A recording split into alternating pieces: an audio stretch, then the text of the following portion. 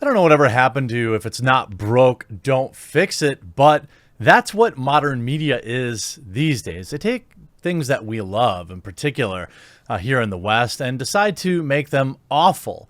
Decide that they aren't woke enough. Decide that they aren't inclusive enough. Decide that they need, quote, updating or forward thinking or I don't know, whatever propagandic term they use to ruin something, they do it.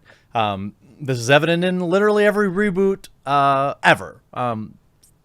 And it starts with obviously the obvious, Ghostbusters 2016. I'm actually super unoptimistic for Ghostbusters Afterlife. All of the things that we loved as children is being destroyed these days. Reboots for He-Man look awful. She-Ra was an embarrassment. The list goes on. And now one of our most beloved films, Lord of the Rings prequel, the Lord of the Rings prequel series that Amazon is putting out, looks to be headed a disastrous direction.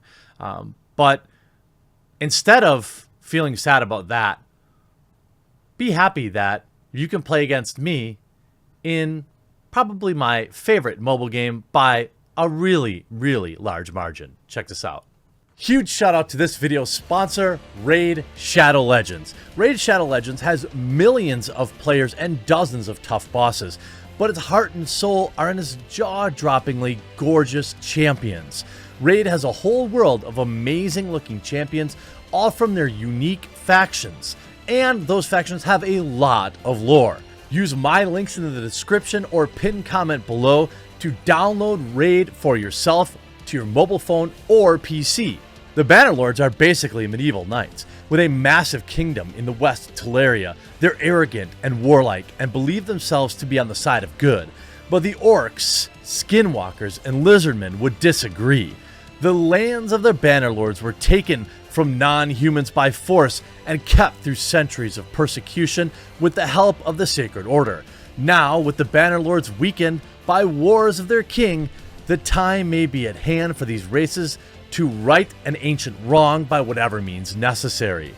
Check out some of these awesome Bannerlord champions. What I like about the game is being able to hop in or hop out, play on my PC or my mobile phone. Being able to hop in and play some PvP whenever I feel like it is probably my favorite thing. What's new in Raid? Well, this month, Raid's releasing an insane amount of new content and new things to do. First up, they're releasing 11 amazing new champions, and I can't wait to see what they'll do. They're also releasing almost 200 brand new missions to complete with an exclusive legendary champion as your reward if you manage to finish them all. And if that's not enough, they're also adding 5 tough new levels to almost every single dungeon in the game.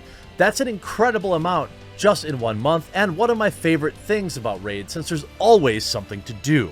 I know most of you have heard of the game, but I recommend you give it a try.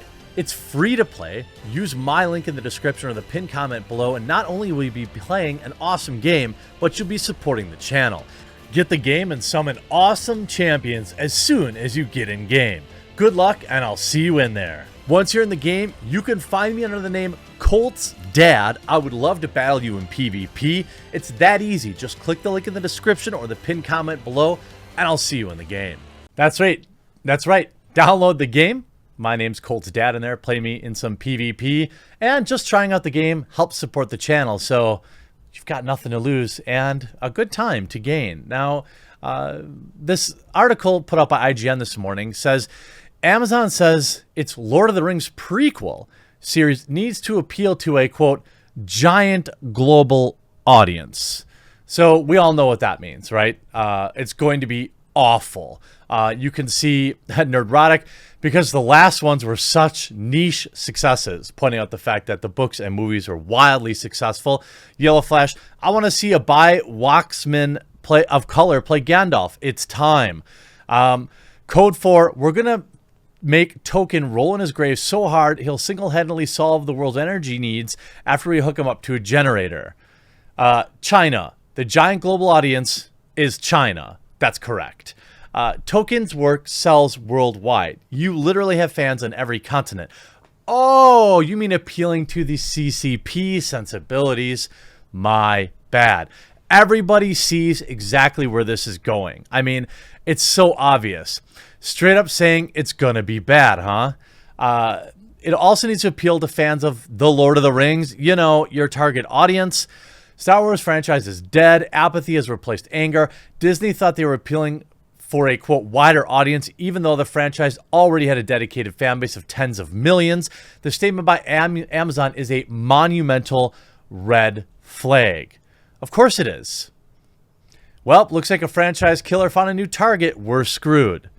I didn't think we needed Lord of the Rings prequel. I didn't like that they strung out the other one into a 3-part series, The Hobbit. It was boring. But you could see it's just straight up adapt it as it is. They'll be fine.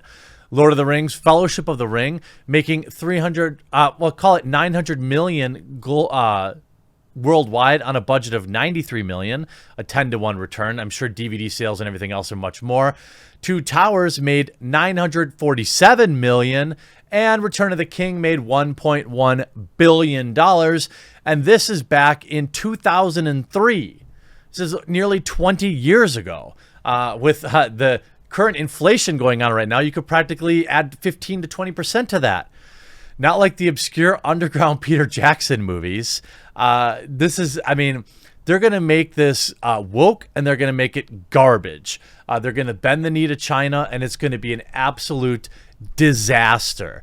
If we look at we're going to take a look at the article, obviously, but if we look at even the quote tweets, everybody sees the writing on the wall. It already does. Giant global audience, that's a funny way to spell China. Yeah, it's going to be as bad as we're expecting. No, you know, by giant global audience, they of course mean China. Here's Sophia Narwitz. So just make it exactly like Lord of the Rings. I mean, you see here, Amazon says Lord of the Rings prequel needs to appeal to giant global audience. How much money has Lord of the Rings made? J.R.R. Tolkien's popular franchise has made billions. When it comes down to Lord of the Rings novels, the exact dollar amount is not clear, since book sales are harder to pin down than box office sales. However, since Tolkien's passing in 1971, the novels have been translated into more than 40 languages and sold more than 150 million copies around the world, according to economic impact research. The Lord of the Rings movie franchise, directed by Peter Jackson, made $3 billion at the global box office with its original release trilogy. According to Records Box Office Database, an additional 45,000 was made in 2018 with the extended cut release in Regal Cinemas. I mean, what do you need? I don't even understand. Peter Jackson's Lord of the Rings movies already appealed to a giant global audience, you absolute idiots. And those movies had zero, quote, diversity. So here's Overlord DVD. It's very unfortunate. Thus far, the world has largely ignored. What's it called again? Oh, yeah, Lord of the Dance. Wait, is it Rings? Whatever. As if no one's heard of Lord of the Rings. The stakes for the Amazon Studios' upcoming Lord of the Rings series, with a reported first season budget of $500 million. So in the first season, Amazon's going to blow more money than it took to produce all 3 Lord of the Rings movies. Maybe don't blow $500 million and you won't have to sell your soul to make it work in China. How does one justify an expensive endeavor? Amazon Studios chief Jennifer Salke said it was due to the madness of the market, noting that Netflix paid $469 for 2 sequels of Knives Out, $470 million. I don't care to see any sequels of Knives Out either. I thought it was okay at best. She also revealed Amazon's lofty expectations for the forthcoming prequel. As for how many people need to watch Lord of the Rings, a lot. A giant global audience needs to show up as its appointment television, and we're pretty confident that'll happen. I'm out. Like, I'm literally out. If you're telling me, and by the way, they've already had some pretty interesting casting choices. We can go into that later too, but naturally, every show wants to garner a large audience, but Amazon is setting the bar for Lord of the Rings in today's world of fragmented network, a few shows can call event television. Like the competitors, Amazon appears eager to fill the void created by Game of Thrones, which capped off its run with a finale watched by 20 million viewers. It will face competition from Disney's run of very successful MCU and Star Wars shows, as well as a planned Game of Thrones prequel. Well, I don't think that it's really competition. People have time to watch 2 or 3 shows. As for where the money's actually going, it's mostly about building up the infrastructure for the rest of the show. This is a full season of a huge world-building show. The number is a spicy headline or crazy headline that's fun to click on, but it's really building the infrastructure of what will sustain the whole series. So you're talking about a show that's burying itself in $500 million in debt before it ever airs an episode. I don't think that's going to do well. I don't think that that's going to bode well for making the best decisions, because ultimately shareholders are going to get involved, and this is just a very, very, very concerning development. I didn't think Lord of the Rings needed a remake or any additional films. This is... Here, read. We blew too much money in this, so we need to appeal to as many people as possible because we haven't figured out that all this does is attempt to lure in people who were never interested and force away the people who were interested. What a great way to summarize exactly what they're doing. That's exactly what they did with modern Star Wars with Disney. They don't care about existing built-in audiences. They care about new audiences, and they'll betray us originals. I mean, like, I cry during these movies, and I have zero interest in seeing whatever abomination Amazon's going to crap out on us and expect us to watch every week. What do you think? Do you think this spells doom for the Lord of the Rings TV series? Or do you think maybe this is a bit of an overreaction and a throwaway line? I'll be interested to hear what you say in the comment section down below.